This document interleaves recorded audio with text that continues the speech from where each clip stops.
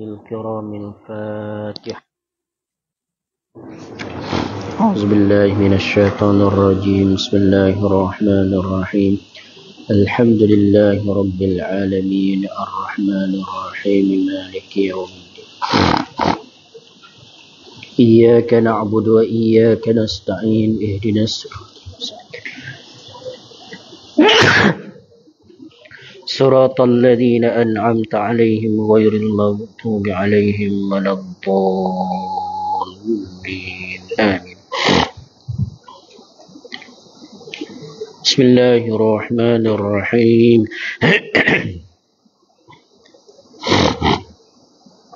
الحمد لله رب العالمين والصلاة والسلام على أشرف الأنبياء والمرسلين سيدنا محمد وعلى آله وصحبه أجمعين. سبحانك لا علم لنا إلا ما علمتنا إنك أنت العليم الحكيم. سبحانك لا فهم لنا إلا ما فهمتنا إنك أنت الجواد الكريم. اللهم ذكرنا ما نسينا وعلمنا ما جهلنا وارزقنا علوما ينفعنا رب زدنا علما نافعا وفهما مستقيما وهداية للصواب. اللهم رب اشرح لي صدري ويسر لي أمري واحلل عقدة من لساني يفقه قولي برحمتك يا أرحم الراحمين. رب يسر ولا تعسر وتمم بالخير.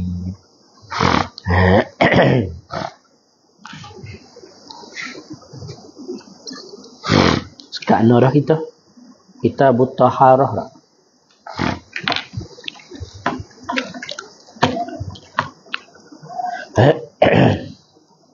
Bismillahirrahmanirrahim.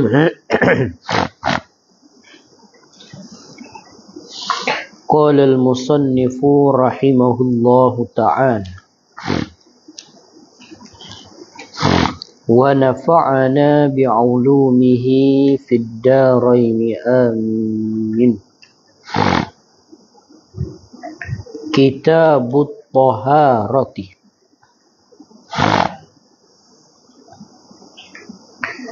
هذا كتاب في بيان الطهارة.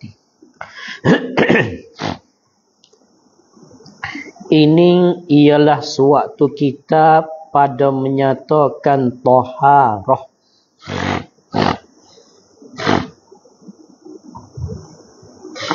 Taharah tu bahasa Arab. Bahasa Jawi kita bersuci. Sebab itulah dia terjemuh ini kitab pada bicara bersuci. Ini kitab yang lagi akan datang. Ataupun barang yang di dalam zihin musannif. Ini kembali kepada ma fi zihnil musannif. Barang yang duduk di dalam hati musannif. Ini barang, huraian, perkataan, pembicaraan yang ada di dalam zihin bagi musannif tu ialah kitabun, suatu kitab pada bicara bersuci. Ataupun ini tu kita kembali kepada kitab tadi.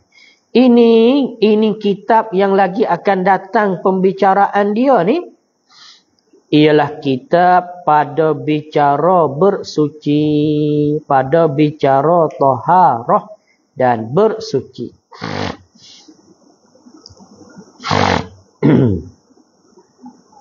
Tulis pada kata taharah.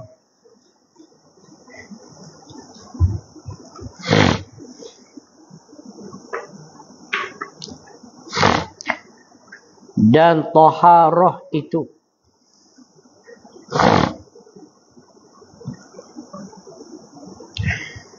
terbahagi ia kepada makna lughawi.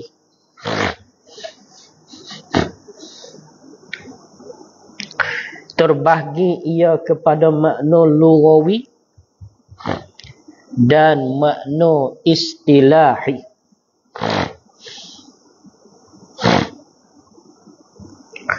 Maka maknanya pada lughah itu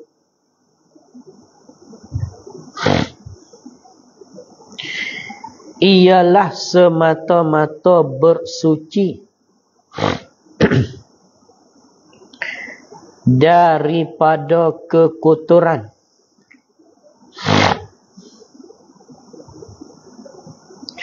sama ada najis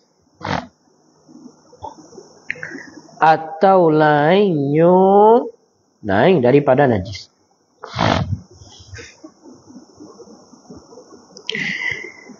Dan makna taharah pada istilah itu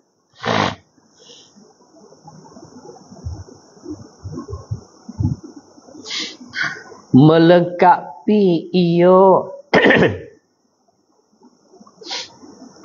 melengkapi ia pada dua perkara.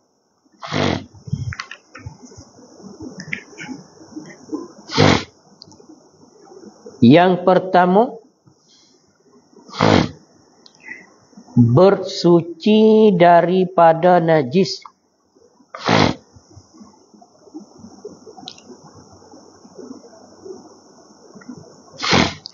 Dengan bahawa istinja dan basuh.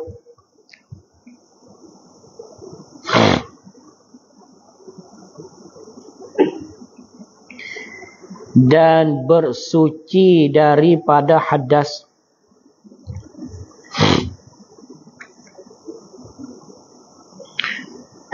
Sama ada hadas kecil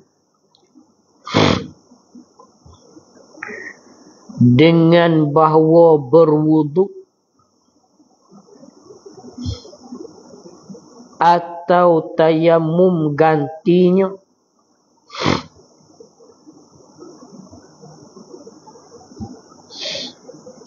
atau hadas besar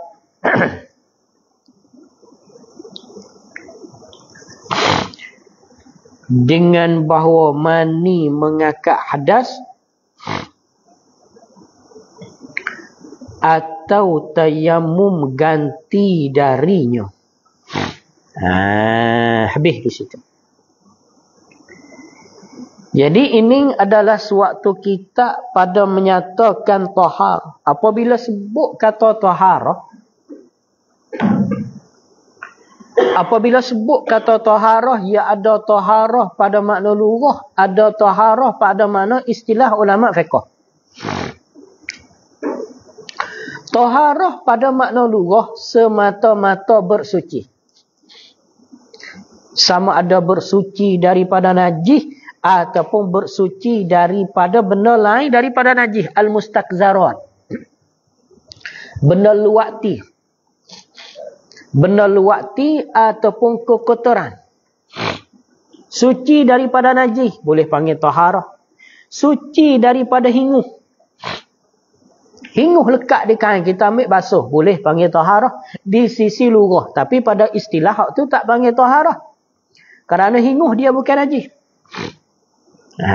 Jadi kalau tilik di sudut lughah, taharah semata-mata bersuci, sama ada bersuci daripada najis ataupun bersuci daripada benda lain daripada najis, daripada kekotoran dan segala perkara-perkara yang luwakti. Itu bersuci pada lughah.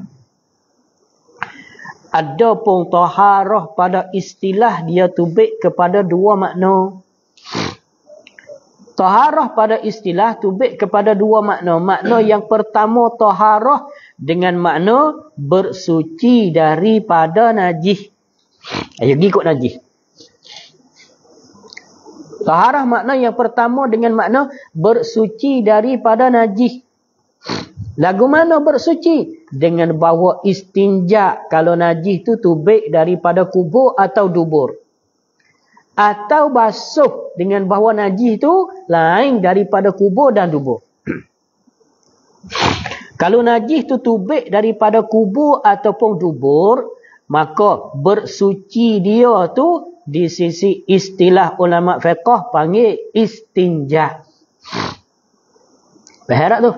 Kalau najis yang tubik lain daripada kubur dan dubur, tubik darah ke kot telinga, kecah kena pisah kot tangan dan semua sekali nak basuh darah, itu tak panggil istinja, itu panggil basuh, al-ghuslu. Al-ghuslu basuh. Faham tak tu? Itu panggil basuh. Basuh najis yang tubik daripada lain daripada kubur dan dubur, itu pun termasuk di dalam makna taharah juga. Najis hinyak tik cicak kaki, hinyak tik ayat kaki, basuh najis. Basuh najis tu tak panggil istinja. Hanya panggil basuh. Itu termasuk di dalam makna taharah juga.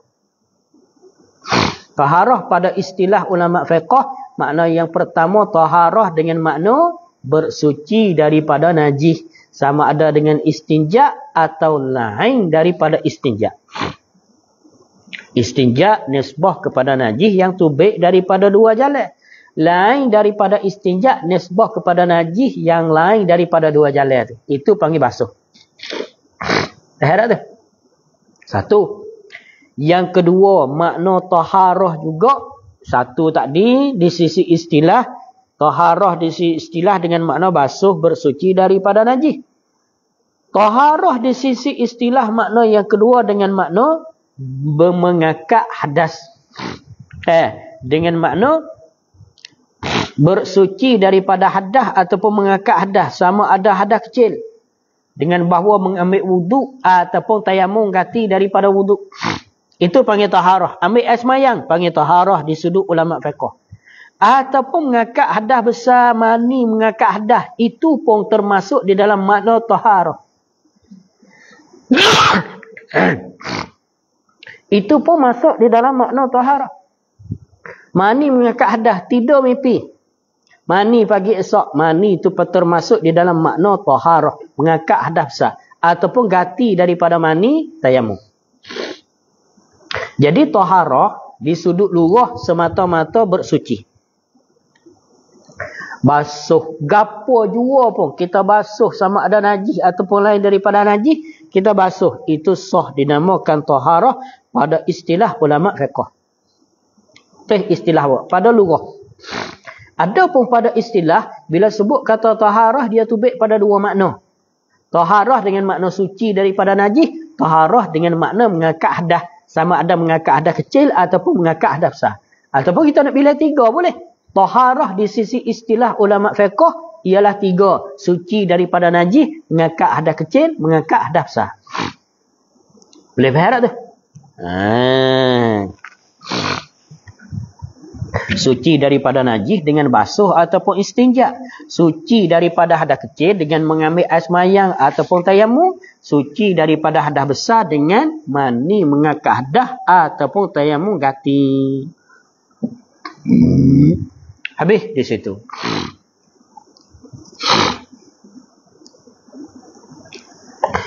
Kata dia tiada sah mengangkat hadas dan menghilang najis malaikan dengan air yang mutlak, malaikan dengan air mutlak.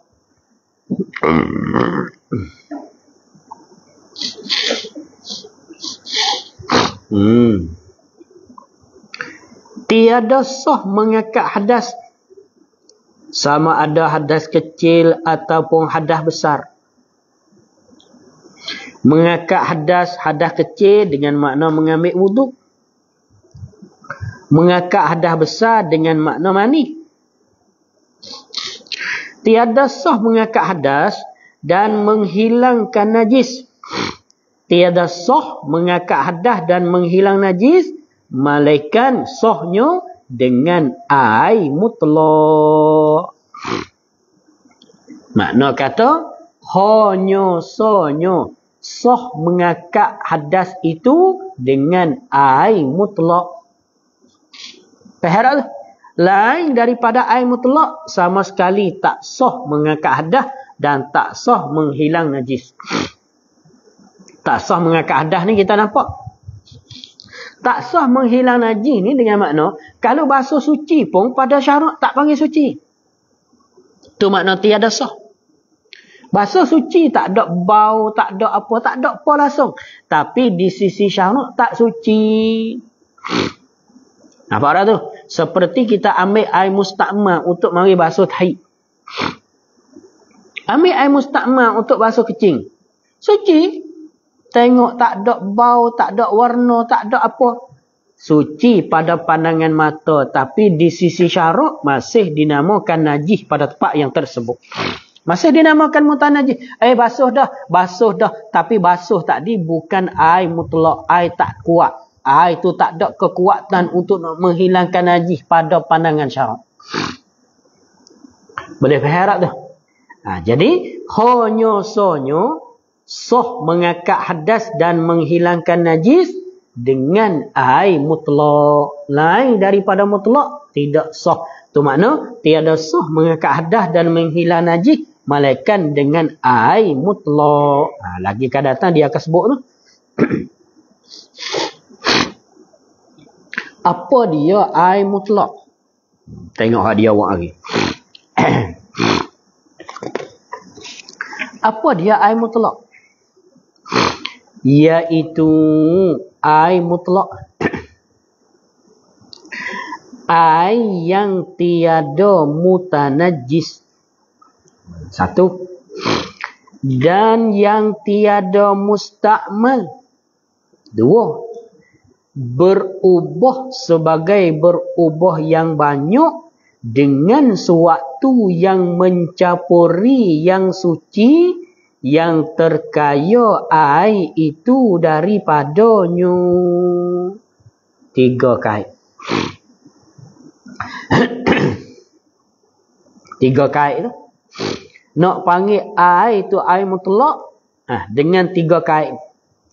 Berarti molek takut tak faham. Sekaligus payah faham kok. Mana air mutlak tu?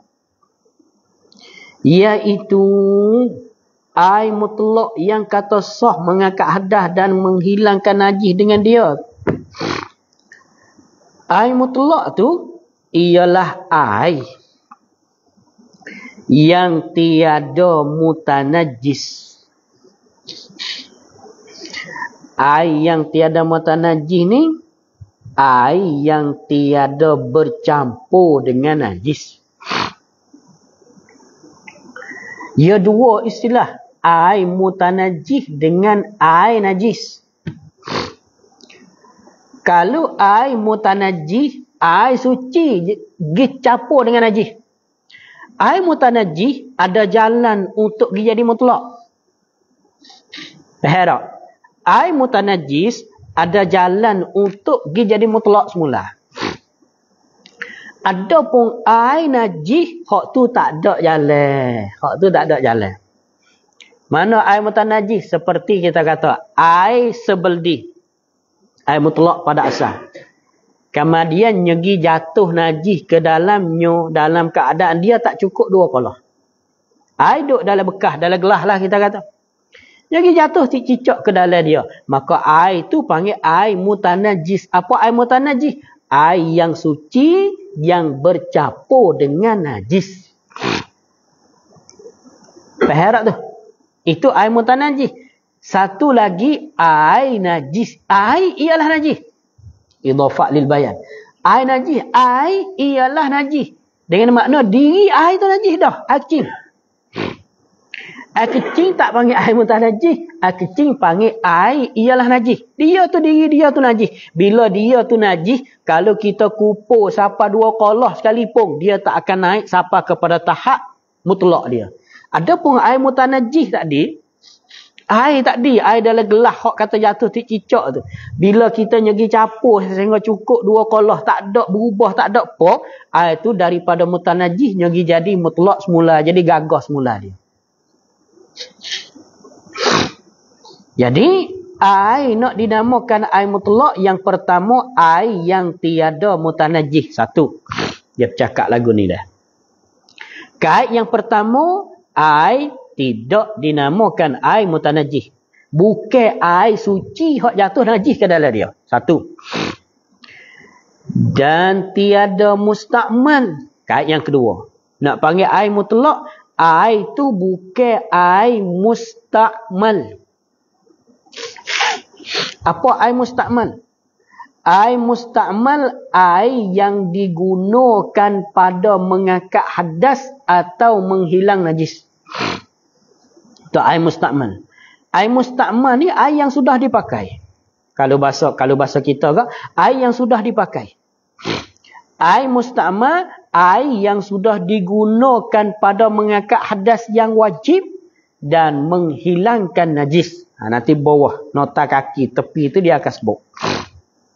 Air mustakmal pada menghilangkan najis.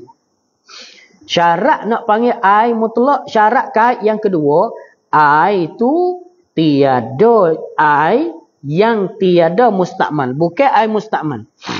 Kalau air mustakmal tak ada jalan untuk nak jadi mutlak. Melainkan apabila kita capur sehingga cukup 2 kolah. Ketika tu hilang mustakmal dia. Faham dah air mustakmal ni? Air mustakmal, kalau kita terjemah daripada bahasa Arab kepada bahasa Jawi, air yang sudah dipakaikan. Itu panggil air mustakmal. Istakmala yastakmilu isti'mal. Mustakmal. Air yang dipakaikan. Makna air yang dipakaikan di sini pakai pada apa? Pakai pada 2 perkara. Yang pertama, pakai pada mengangkat hadas. Pakai pada mengangkat hadas, iaitu hadas yang wajib. Basuh muka kali yang pertama, air yang luruh daripada basuh muka kali yang pertama, panggil air mustakmal. Kerana tu air yang digunakan pada mengangkat hadas. Ada pun basuh muka kali yang kedua, hak tu tak panggil mustakmal.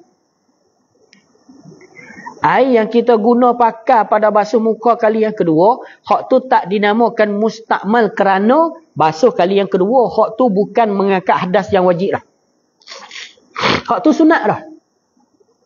Hak mula-mula hak tu baik daripada anggota yang wajib, itu panggil air mustakmal satu.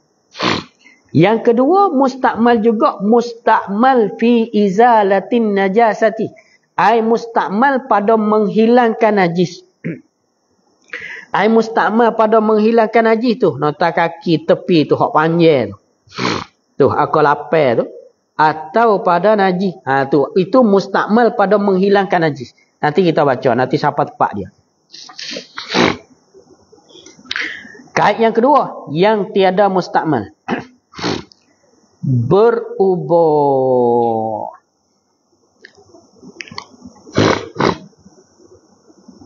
Kitab gitu belaka dah. Takdir dan sutih. Takdir dan hara atah pada kata mustakmal.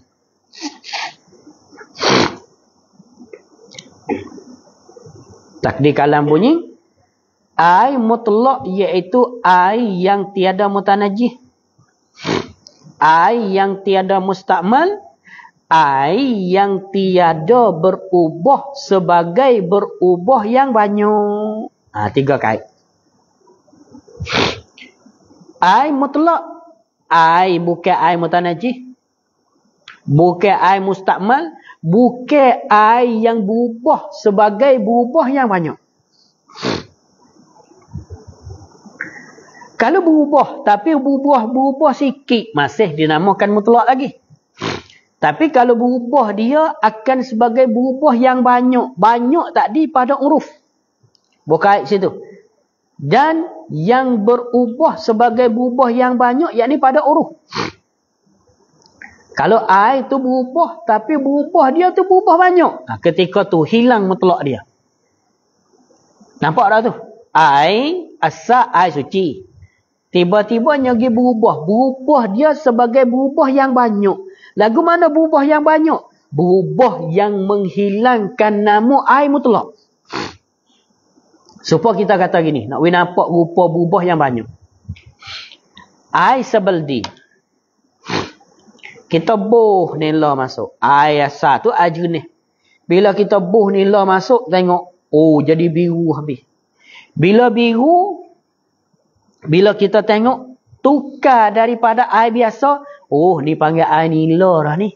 Daripada air biasa, pergi pakai hukum air nila pula. Itu bermakna berubah yang banyak dengan bahawa berubah dia tu boleh mengubahkan daripada mutlak pergi jadi nama lain pula. Air biasa je. Kita buh Milo masuk sudu. Kucar-kucar. Oh, tak panggil air biasa, panggil air Milo pula. Bilalah dia bercampur dengan benda-benda, bila dia bercampur, kemudian benda tu bercampur masuk aduk di dalam diri dia, jadi bercampur habis tubik daripada nama mutlak pergi jadi nama lain, ketika tu tak panggil air mutlak dah. Adapun kalau campur sikit-sikit seperti kita kata dalam kolah kita ataupun dalam baldi kita, yang jatuh sabung. Anak duk main sabung, jatuh sabung masuk. Jatuh sabung debu kita kata. Ataupun sabung kita dah buat basuh baju hak jenis liquid dah. Hak jenis cair tu. Masuk hak tu masuk sikit. Bau tengok tak ada berubah. Bau sabung tapi bau hujung-hujung gitu. Kita tahu bau sikit, bau banyak ni kita tahu. Bau hujung-hujung, bau halus-halus. Maka hak tu tak ada masalah. Sebab berubah tidak menghilangkan mutlak dia. Masih tak panggil air mutlak, tak panggil air sabung lagi. Adapun kalau masuk banyak, kita tengok berubah dah. Bila kita siung tu, bau sabung hidup-hidup. Tak ada kata bau hujung-hujung dah. Tukar daripada air biasa pergi jadi air sabung dah. Itu panggil berubah yang banyak. Itu kembali pada uruf. Kita hukum sendiri. Kita orang nak akal ni hukum sendiri. Sebagai berubah yang banyak. Tengok tepi sikit. Tafriq dia, yang bagi tafriq tu. Ada kata, air mustakmal, air mutlak tu, air yang tiada berubah sebagai berubah yang banyak. Kalau berubah sikit.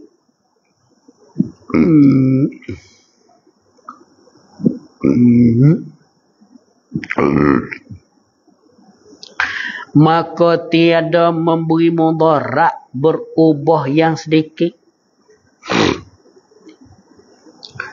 Maka tiada memberi mudarat, yakni pada mutlaknya. Fala yadurru ay fi mutlakihi. Maka tiada memberi mudarat, yakni pada mutlaknya, mutlak bagi air, yakni masih dinamakan air mutlak.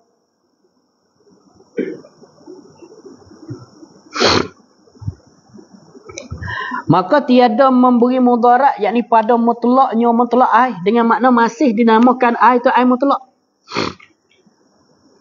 Bila kata tiada memberi mudarat, tiada memberi mudarat oleh berubah yang sikit. Lagu mana berubah yang sedikit tu? Iaitu berubah yang tiada menegahkan nama air.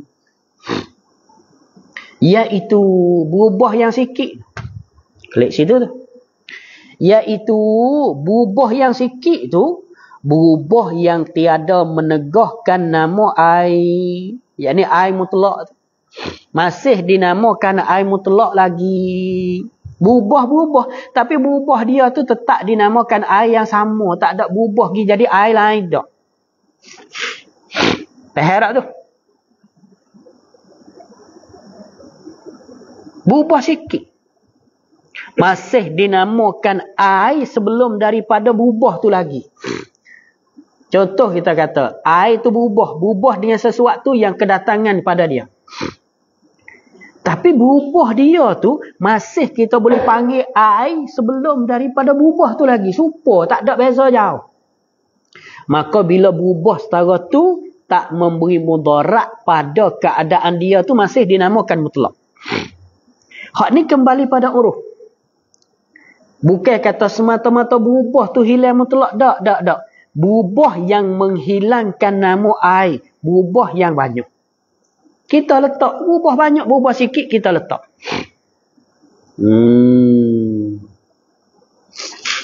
Sebab itulah dia timbul isu. Kalau dulu di Taning, dulu dia mula orang kampung dulu dia pakai air telaga. Dulu kok Taning orang kampung ataupun orang kok le bandar, kok le jahat tu dia pakai air telaga. Tapi bila lah dunia maju sikit, telaga jadi hapus kot dalam bandar tu, jadi tak ada telaga kamu deh. Air dia membuh klorin. Kena ada klorin. Klorin tu. Orang ada kolam tahu. Pakai klorin tak? Air campur klorin. Bila campur klorin, air tu jadi bau. Bau pula. Bau paip-paip kelak-kelak itu tak?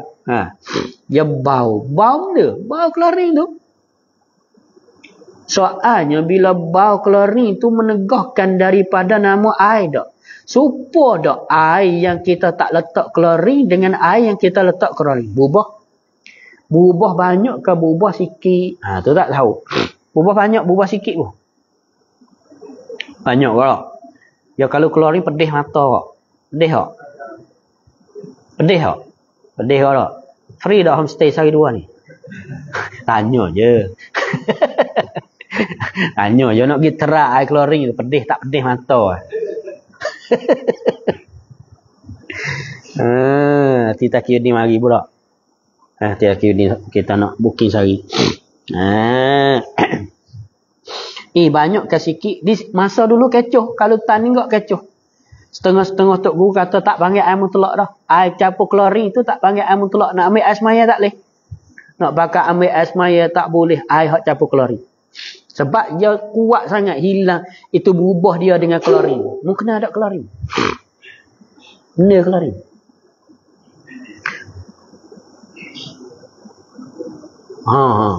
Waktu dah. Ya dua istilah kalau sana kok kadang-kadang dia campur klorin. Satu lagi kok ganas lagi dia campur formalin. Formalin ni kenal tak formalin? Formalin ni hok tok di dalam ikan untuk nak segar sokmo panggil benda. Panggil benda je. Kenal tak? Kalau sana kenal tak je? Hok ni utak dalam ikan. Makan ni lauk untuk nak jadi segar sokmo. Jadi tak nampak. Kalau mayat hok banyak-banyak hari dia tak tu. Kalau orang Buddha masa dia duduk surak seminggu, 2 minggu dia buh formalin tu.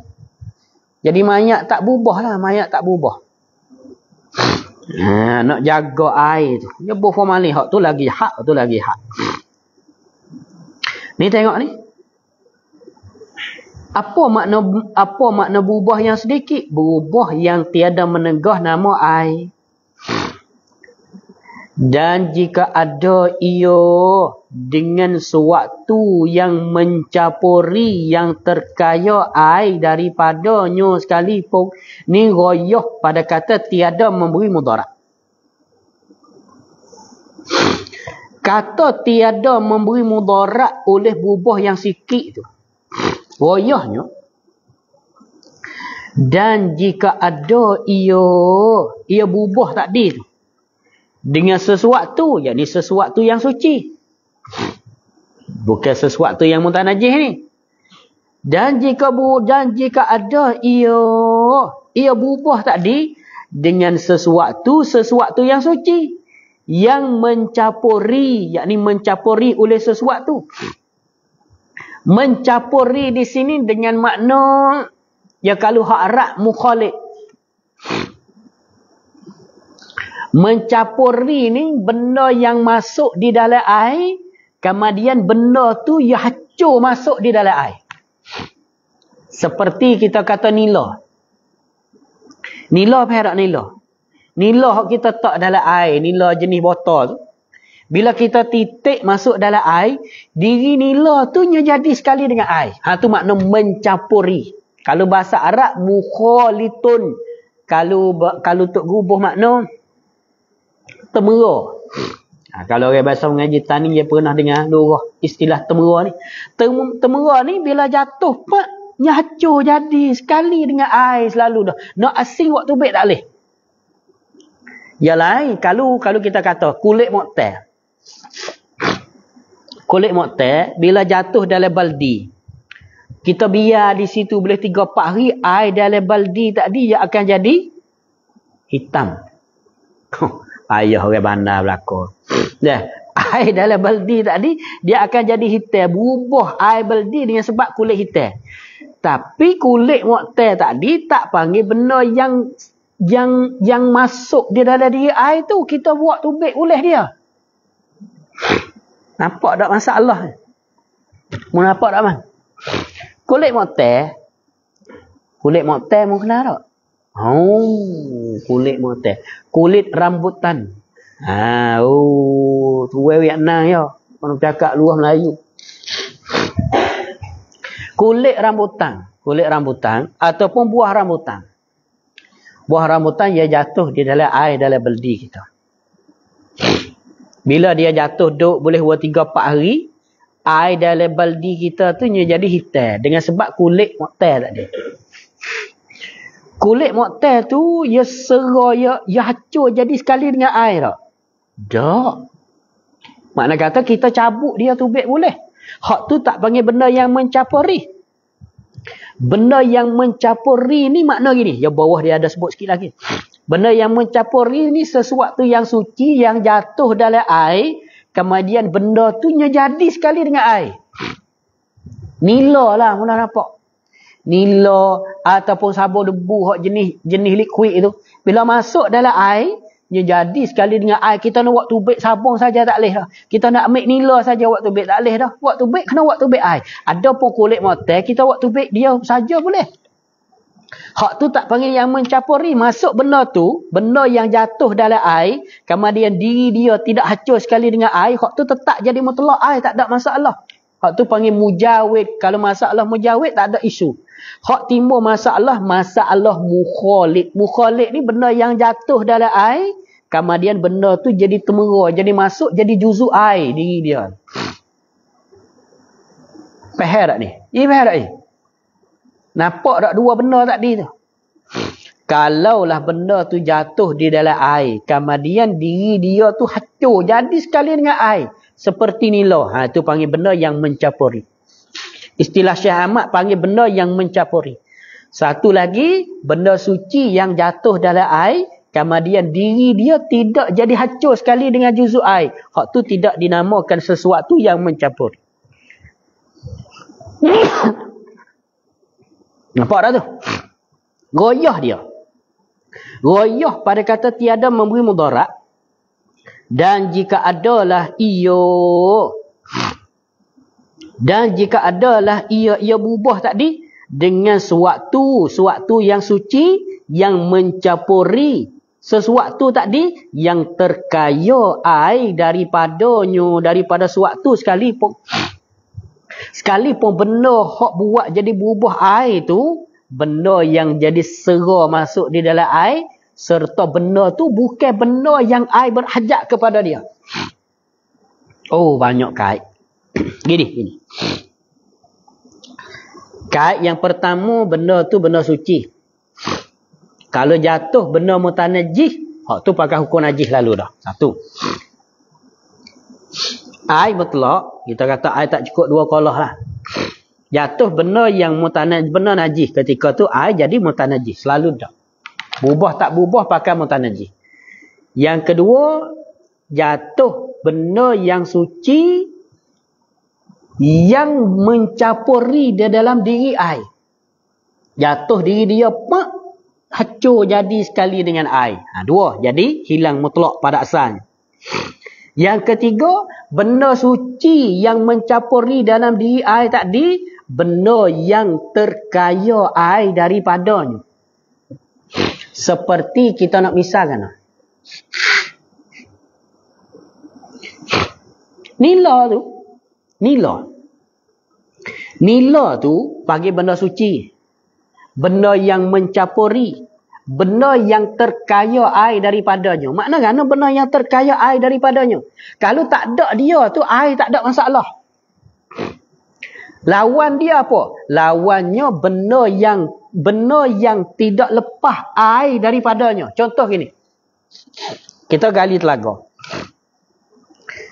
Tebing telaga tu seluk. Tebing perak tebing. Telaga kita gali telaga masuk. Lepas tu tebing dia kat dalam tu seluk.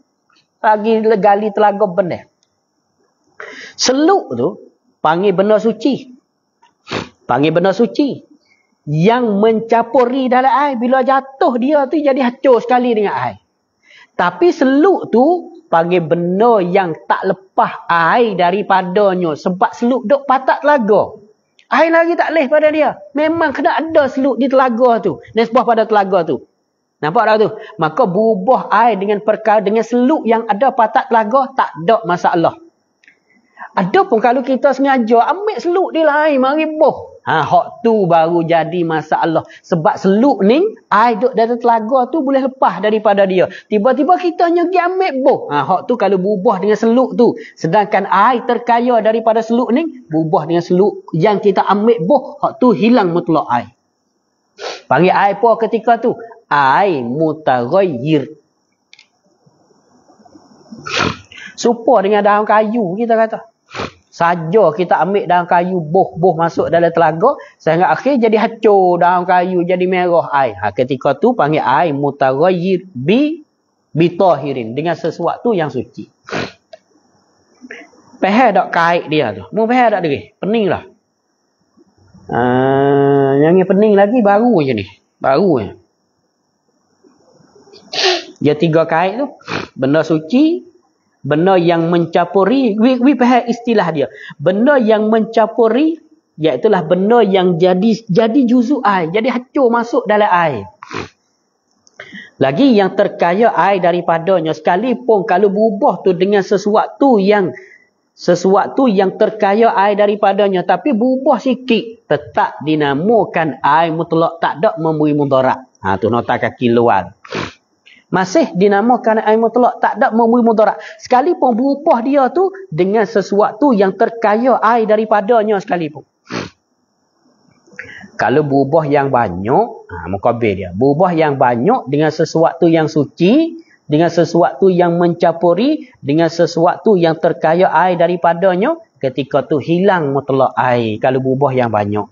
Kalau berubah sikit, tak ada memberi mudarat. Sekalipun benda tu, benda yang terkaya air daripadanya. Kita nak misalkan, berubah sikit. Klorin tadi, kita buah sikit. Bau hujung-hujung gitu ya. Sifat duk jenis molek. Tak itu? Ya bila buah klorin, ya kau jenis. Tapi bila bau tu, ya zat dia kasar ke tak pula. Bila berkorang jadi kasar-kasar ke tak. Bau dia tu jadi bau, jadi pahit-pahit basah. Tapi bau hujung-hujung gitu ya. Tu panggil capur dengan benda yang suci, dengan perkara yang mencapuri, yang terkaya air daripadanya tu. Air tak ada masalah. Kalau tak ada klorin, tak ada masalah air tu. Tapi kita buh klorin untuk nak jadi kau bersih dia. Maka klorin panggil sesuatu yang terkaya air daripadanya. Tiba-tiba dia masuk di dalam air yang mutlak. Masuk tadi mengubahkan air. Tapi mengubah yang sikit pada uruf. Air tetap dinamakan air mutlak. Tak ada masalah. Nak basuh berak boleh. Nak ambil ais maya pun boleh. Herat ni?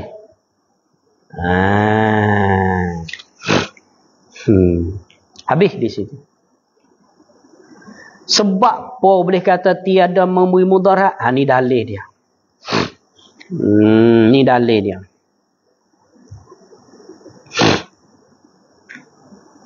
Dalam Bulughul Maram ada dah hadis ni? Ada tak? Tak apa. Ni dalil dia. Ditengok semula. Bahwasa Nabi sallallahu alaihi wasallam tu ilak pada kata tiada memberi mudarat. Sebab apa boleh kata tak ada memberi mudarat kalau berubah tu sikit?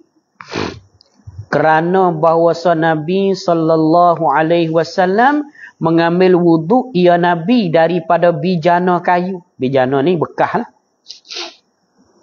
Bijana kayu mana? Yang ada padanya pada bijana kayu tadi bekas kesan tepung. Bekas tu kesan lah. Bekas kesan tepung yang diulikan. Nabi ambil air, ambil wuduk daripada bekas. Yang bekas tadi diguna untuk buat uli tepung. Nabi tak ada basuh dak. Ambil bekas tadi dicebok air. Kalau bahasa kita kak, Bekah tu kita ambil kami roti. Lepas tu adalah di patak dia tu selaki baki daripada tepung kah kita uli tu. Lepas tu kita ambil pergi cebok air untuk nak basuh muka buat ambil air semaya. Bila kita basuh air tadi, bila campur dengan tepung hok duk dalam bekah tu, dia jadi putih sikit-sikit. Putih halus-halus gitu ya. Bubah yang sikit, bubah sikit tak ada masalah. Kerana Nabi pernah guna bekah yang buat uli tepung, kemudian pergi cebok air untuk buat ambil wudu. Dah berubah dah air bila setuh dengan bekah hak uli tepung tu. Berubah. Tapi berubah tu berubah yang sikit. Kita tengok tepung tadi. Tepung panggil suatu yang suci. Bila lah tepung tak jadi yang pergi campur dengan air. Diri tepung yang pergi hacur masuk di dalam diri air. Itu panggil yang mencampuri. Lagi pula tepung panggil sesuatu yang terkaya air daripadanya.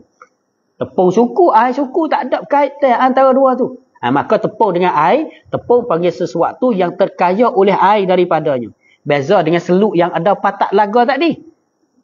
Nampak tak tu? Beza dengan seluk yang ada patak telaga. Beza dengan lumuk. Lumuk, berhadap lumuk. Berhadap lumuk ni. Mana lumuk sini? Lumuk hak hijau-hijau duk patak air panggil benda. Lumuk kan? Lumuk tu panggil benda yang tidak terkaya air daripadanya tu.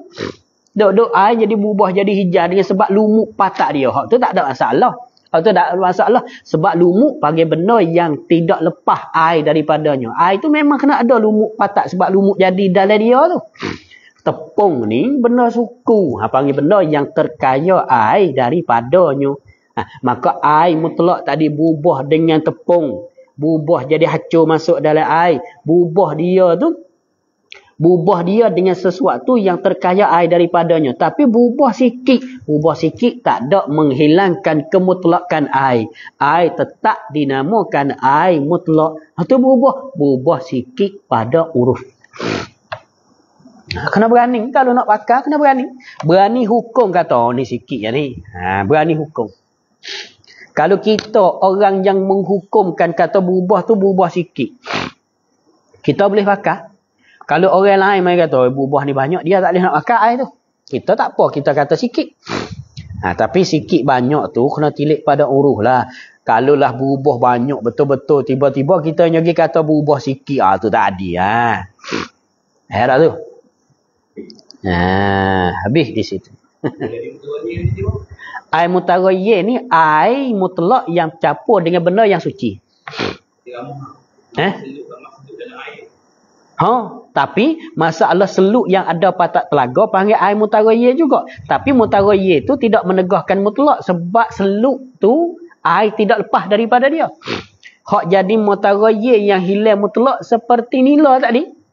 Nila tu panggil benda yang terkaya air daripadanya. Tiba-tiba air yang bercampur dengan nila, air menjadi berubah. Air berubah tu panggil air mutaghayyir. Tapi berubah tadi tu berubah dengan sesuatu yang terkaya daripada air. Maka berubah tu jadi hilang kemutlakan air. Kalau berubah dengan seluk duk patak telaga, mutaghayyir juga. Tapi mutaghayyir tu tidak hilang kemutlakan air sebab syarat dia tak cukup. Syarat dia nak hilang kemutlakan air, benda suci yang masuk di dalam diri air, yang terkaya air daripadanya. Ketika tu baru hilang mutlak. Kenapa seluk? Yang tidak terkaya air daripadanya. Sebab seluk terjadi pada patak telaga. Mu faham tak Zulkifli? Mu tak faham, mu tanya derih. Mu faham tak derih? Tak ada payah ni, tak ada payah.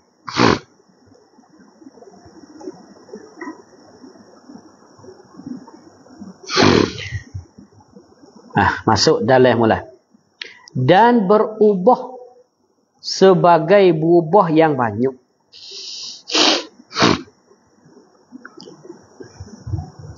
Lagi pula dengan tu takluk pada kata berubah. Berubah dengan suatu yang mencampuri. Sama ni. Suatu yang mencampuri ni sama dengan sesuatu yang mencampuri atas. Tengok apa makna sesuatu yang mencampuri. Tengok makna tepi, nota tepi. Qauluhu suatu yang mencampuri, yakni suatu yang suci, yang bercampur ia suatu dengan air. Sesuatu yang mencampuri, iaitu suatu yang bercampur ia dengan air tu, yang mencampuri tadi tu barang, suatu yang suci. Barang di situ kena kepada suatu yang suci. Barang, yakni sesuatu yang suci yang tiada dapat dicerai akan barang daripada air. Tak dhamir molek. Apa makna suatu yang bercampuri? Iaitu barang, iaitu suatu yang bercampur. Barang, suatu yang tiada dapat dicerai. Cerai di sini makna asing. Asing di sini dengan makna bermakna cabut dia tu baik. Supaya kita kata nila tu. Nila boleh tak? Kita nak ambil nila saja tu baik. Boleh. Kalau kayu, kita kata kayu apa? Kayu apa buat air jadi hitam? Kayu moktel. Kayu moktel besar lengan ni. Jatuh masuk di dalam air kita. Duk 2 hari air jadi hitam. Lepas tu kayu moktel tu panggil sesuatu yang mencampuri tak? Tengok kayu moktel boleh asing tak daripada air. Kalau kita ambil kayu moktel saja tu baik. Hak tu panggil sesuatu yang tiada mencampuri. Bahasa kita Arab panggil mujawir. Sesuatu yang mencampuri panggil mukhalid. Kalau kita mengaji kita Arab, kita akan jumpa tu perkataan tu. Barang, yakni sesuatu yang suci, yang tiada dapat diceraikan dia, tiada dapat diasing, tiada dapat dibecekkan dia daripada air. Apa makna sesuatu barang yang tiada dapat dicerai? Iaitulah barang yang tiada dapat dicerai itu, barang yang tiada berbeza ia daripada air pada pelihatan mata. Bila tengok jadi sekali dengan air habis dah. Nak asing tak leh dah. Maka benda tu panggil benda yang mencampuri di dalam air. Maka benda yang menghilangkan kemutlakan air, kait yang ketiga, berubah sebagai berubah yang banyak dengan sesuatu yang bercampur, sesuatu yang mencampuri, yakni sesuatu yang masuk di dalam juzuk air. Ada pun kalau berubah, tetapi bukan dengan perkara yang mencampuri. Kayu tadi. Berubah dengan kayu moktel tu. Kayu moktel boleh buat tubik diri dia. Berubah tu tak ada hilang kemutlakan air. Tetap ada panggil air mutlak. Kalau berubah dengan benda tu lah. Berubah dengan benda tu. Hak kata hilang kemutlakan air, berubah yang banyak, berubah tadi dengan suatu yang mencampuri. Apa makna suatu yang mencampuri? Barang yang tiada dapat diceraikan dia daripadanya. Itu makna sesuatu yang mencampuri. Barang yang jatuh di dalam air, nak asing tu baik daripada air tak boleh. Nila tu, nila, melo, kopi, jelah laga. Itu panggil suatu yang mencampuri. Air berubah dengan benda tu, berubah banyak. Lagi pula yang sifat pada kata suatu tadi. Suatu yang mencampuri yang suci. Suatu tadi yang terkaya air daripada suatu tadi. Terkaya ni makna lepas. Makna kata kalau tak ada dia tu air tak ada masalah. Supaya nila lah. Nila tu panggil sesuatu yang terkaya air daripadanya. Faham tak makna sesuatu yang terkaya air daripadanya? Faham tak? Faham tak? Faham tak? Sesuatu yang terkaya air daripadanya. Sesuatu yang terkaya air daripadanya. Ni nak buat makna kan? Sesuatu yang tiada berhajat air kepadanya. Kita kata gini. Seluk patak telaga tadi. Air jadi berubah dengan seluk. Tanyanya, air itu lepas tak daripada seluk?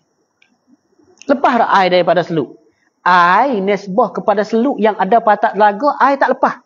Maka seluk dengan air tadi, air itu panggil air yang tiada terkaya daripada seluk. Dengan makna, air yang tak lepas daripada seluk. Sebab seluk duk patak dia. Adapun nila tu panggil sesuatu yang terkaya air daripadanya. Makna kata, air boleh lepas daripada nila tu. Tiba-tiba kita ambil dia pergi bubuh. Jadi bubuh dengan nila tu tadi.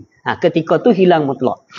Adapun seluk tadi, seluk panggil sesuatu yang tiada terkaya. Terkaya dengan makna lepas. Air itu sesuatu air nak lari tak lepas pada dia. Sebab dia duk patah air tu. Seperti juga dengan lumuk tu. Lumuk panggil sesuatu yang tiada terkaya air daripadanya. Air lagi tak lepas daripada lumuk. Tiba-tiba air berubah dengan sebab lumuk jadi hijau. Berubah dengan lumuk tak ada masalah. Sebab lumuk dipanggil sesuatu yang tiada terkaya air daripadanya. Air lagi tak lepas daripada lumuk hak duk patak dia ni. Hak kata hilang jadi mutlak berubah dengan sesuatu yang mencampuri sesuatu tadi yang terkaya air daripadanya. Kalau sesuatu yang mencampuri tetapi air tidak terkaya daripadanya seperti seluk yang ada patah air. Hak tu tak ada masalah. Masih dinamakan mutlak. Hak kata hilang mutlak sesuatu yang mencampuri sesuatu tadi air boleh lari daripada dia. Tiba-tiba benda tu kita nyagi bubuh ataupun jatuh di dalam air tadi. Habis mutlak dia. Bubuh banyak. Habis mutlak dia. Tengok dalam. Tengok nota kaki. Dan tiada.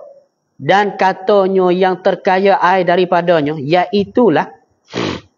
Yang tiada masyakkah dipeliharakan air daripadanya. Daripada sewaktu tadi. Kalau kita nak jaga tak siwi masuk dalam air. Tak ada susah pun. Itu makna terkaya air daripadanya. Faham tak ni? Faham tak ni? Tiada masyakkah. Tak ada susah nak jaga dia daripada air tu. Makna kata dia tak masuk dalam air tak ada masalah. Kita boleh pelak, kita boleh jaga, boleh kawal dia tak siwi masuk dalam air sebab dia duk suku. Adapun seluk dalam patah air tu, hak tu masyakkah benar tak siwi blomok dengan air nak buat guna. Hak tu masyakkah nak pelihara. Hak ni tak ada masyakkah. Tu makna yang terkaya. Yang tiada masyakkah dipeliharakan air daripadanya. Mana misal? Seperti za'faran. Za'faran ni biasa tengok tak za'faran? Biasa tengok tak je?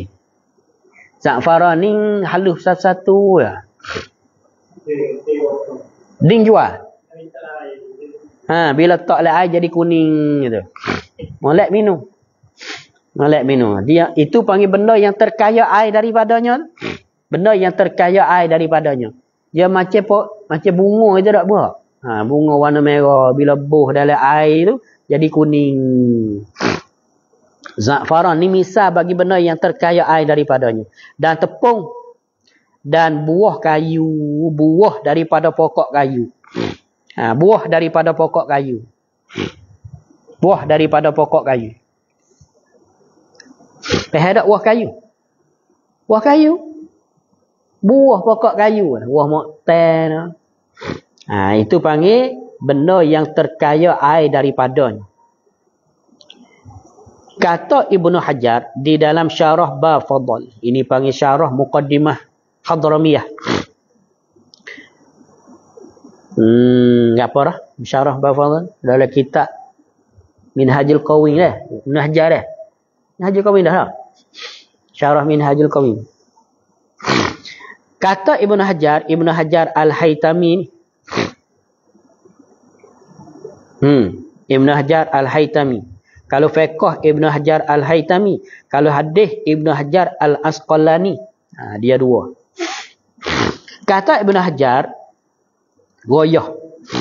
Goyah pada kata bubah. Dan jika adalah pohon bagi buah kayu tu. Tumbuh di dalam air itu sekali pun. Apa? Makna kata buah kayu tu tetap dinamakan sesuatu yang terkaya air daripadanya. Kita kata kita tanam buah moktai. Kita tanam pokok moktai. Pokok moktai tu duduk di bibir telaga. Humi dia tu duduk di bibir telaga. Buah dia tetap dinamakan sesuatu yang terkaya air daripadanya. Buah moktai tu. Faham tak? Ni telaga. Pokok duk sini. Pokok duk dalam telaga dah.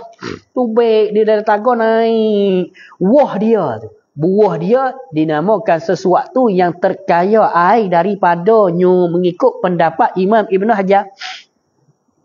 Mana kata kalau buah dia luruh masuk di dalam air, jadi berubah hancur masuk di dalam air. Air tu hilang mutlak. Buah dia, buah. Pokok dia hidup dalam telaga. Pokok tak apa. Buah dia tetap dinamakan sesuatu yang terkaya air daripadanya. Faham tak, Bi? Tak faham. Tak faham hak goyah tepi tu. Kan dia kata, setengah daripada sesuatu yang terkaya air daripadanya, seperti za'faran, tepung, wah kayu. Kita nak misal ke apa wah kayu bila masuk dalam air tu jadi hancur. Wah benda. Bila masuk dalam air jadi hancur habis. Kena wah terai tak sini? Wah terai kena tak? Kena tak wah terai je? Panggil benda terai sini je. Hak orang duk goreng butir makan katok pah dah. Gajuh. Gajuh. Jamu golok. Memang panggil benda ni.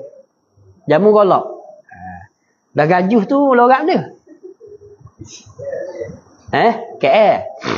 Kalau tani panggil wah terai. Wah terai. Mu kena ada wah terai. Mojo di Vietnam banyak. Mojo banyak. Tani yang panggil benda. Yahui. Takliu. Kalau cam?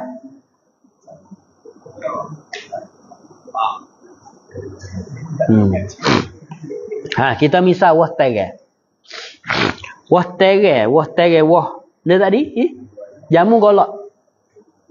Wah terai, wah jamu golok tu. Pokok dia hidup dalam telaga. Kita kata ni telaga. Pokok dia duduk dalam ni. Patutnya besar naik jadi labuh di sini. Setengah daripada perkara yang terkaya air daripadanya buah kayu yang mana pokok dia hidup dalam telaga. Mengikut pendapat Ibn Hajar. Bermakna wah terai tadi. Bila dia masuk dia luruh masuk dalam air. Luruh masuk dalam air. Berubah air dengan sebab wah terai tadi. Maka ketika tu air hilang mutlak. Sebab jatuh di dalam dia benda yang suci, yang mencampuri, yang terkaya air daripadanya. Mana terkaya air? Wah tu. Buah terai. Pokok dia duduk dalam telaga. Pokok tak ada kira. Kira buah dia mengikut pendapat Ibn Hajar.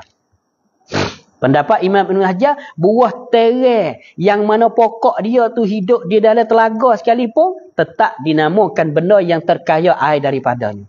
Adapun humi panggil benda yang tidak terkaya air. Humi terai tu. Bila lah banjir mari, air naik. Bila siapa kut humi terai, air jadi berubah dengan sebab humi dia, akar dia duduk selai dalam air. Jadi hitam air dalam telaga. Hitam dengan sebab akar bila air naik, hak tu panggil benda yang tidak terkaya air daripadanya. Air lagi tak lepas di akar terai hak duduk dalam telaga. Adapun buah boleh kita kawal. Ikut pendapat Imam Ibn Hajar. Baik lagi, Bik? Tak ada masalah tu. Summa qala, bermula air mutanajis itu. Ni dia tafsir satu-satu ni. Air yang menjumpak akan najis yang tiada dimaaf daripadanya. Padahal kurang daripada 2 kolah. Atau 2 kolah. Dan telah berubah. Sikap dia bercakap. Banyak lebih masa. Jelira boleh tak? Kalau lorak tani makna temera. Temera ni pakai sekali selalu. Supaya air Milo peng tu. Milo. Bila kita air dalam gelas, air panas. Itu panggil mutlak. Bila kita buh Milo dia jadi hancur masuk. Jadi warna koko. Tu panggil mencampuri. Mutarayyi tu. Hak kata hilang mutlak tu. Mutarayyi yang tak boleh nak asing benda masuk dalam air. أعوذ بالله من الشيطان الرجيم بسم الله الرحمن الرحيم الحمد لله رب العالمين اللهم افتح علينا فتوح العارفين كما فتحته على أنبيائك وأوليائك وعبادك الصالحين اللهم انفعنا بما علمتنا وعلمنا علوما ينفعنا اللهم وسع رزاقنا ونور قلوبنا واجعل أعمالنا خالصة لوجهك الكريم يا رب العالمين. وصلى الله على سيدنا محمد وعلى آله وصحبه وسلم والحمد لله رب العالمين. صلى الله عليه وسلم.